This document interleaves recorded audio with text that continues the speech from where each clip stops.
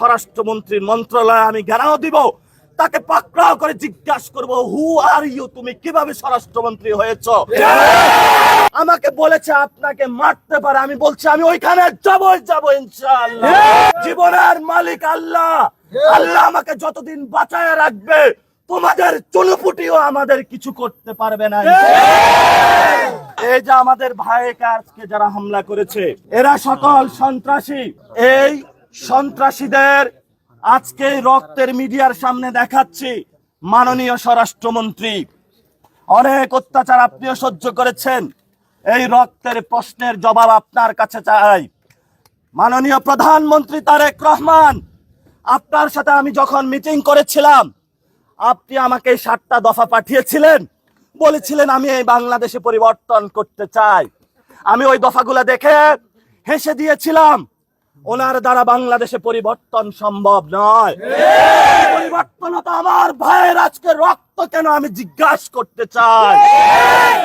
আর কোন নেতা কর্মীর উপরে আপনারা যদি হামলা করেন, তাহলে আমরা রাজনৈতিক ভাবে আপনাদের সামনে 5 তারিখে আপনাদের সাথে যে মিলেমিশে রাজনীতি, আমরা এই চুক্তি থেকে আল্লাহ হাফেজ জানিয়ে বেরিয়ে পড়ব।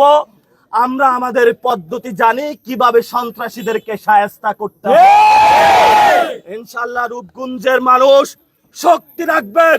আমাকে বলেছে আপনাকে মারতে পারে, আমি বলছি আমি ওইখানে যাব ইনশাআল্লাহ। তুমি মারো, আমরা কোনো হামলাকে ভয় পাই না। নাসিরউদ্দিন পাটোয়ারির উপরে প্রতিদিনই হামলা হয়। জীবনের মালিক আল্লাহ, আল্লাহ আমাকে যতদিন বাঁচায় রাখবে তোমাদের চুনুপুটিও আমাদের কিছু করতে পারবে না। প্রিয় সাংবাদিক ভাইরা, আপনারা এই সব সন্ত্রাসীদের কার্যক্রমগুলা দেখাবেন, রূপগঞ্জকে সন্ত্রাস মুক্ত করবেন, মাদক মুক্ত করবেন, দখল মুক্ত করবেন। আমাদের গতকালকে অনেক ভাইয়ের উপরে হামলা হয়েছে, আজকেও হামলা হয়েছে। যদি রূপগঞ্জে আর আমার একটি ভাইয়ের উপরে আচর পড়ে, তাহলে আমি আজকে বলে গেলাম স্বরাষ্ট্রমন্ত্রীর মন্ত্রণালয়ে আমি ঘেরাও দিব, তাকে পাকড়াও করে জিজ্ঞাসা করব, হু আর ইউ, তুমি কিভাবে স্বরাষ্ট্রমন্ত্রী হয়েছো? মন্ত্রিত্বের সময়ে আমার ভাইয়ের রক্ত ঝরে তুমি বলো সংবিধানের কথা।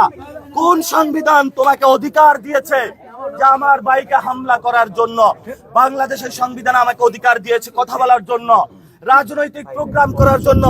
সংবিধানের কথা বলে যদি তুমি আমার সমাবেশের অধিকার, রাজনৈতিক অধিকার, সামাজিক অধিকার কেড়ে নিতে চাও, তাহলে তুমি সংবিধান নামে হলো ভুয়া বাটপারি করছো। তুমি সংবিধান সম্পর্কে অজ্ঞ, তুমি সংবিধান সম্পর্কে জানো না। আমি রূপগঞ্জের আজকের যারা এসেছেন সবাইকে জানিয়ে যাচ্ছি, আমাদের আজাদির লড়াই চলবে, আমরা পিছপা হব না, আমরা ভয় পাও না কাউকে ইনশাআল্লাহ।